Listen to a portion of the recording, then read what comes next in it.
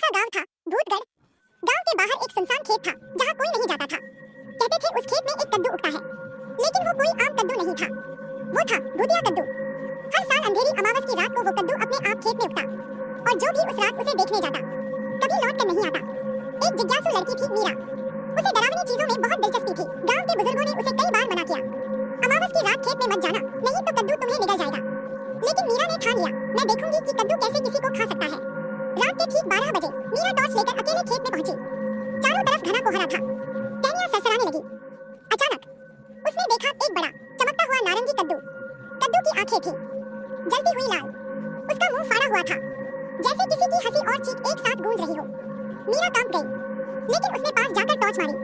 जैसे ही रोशनी कद्दू के चेहरे पर पड़ी, कद्दू हिलने लगा और फिर धर एक खौफनाक आवाज आई।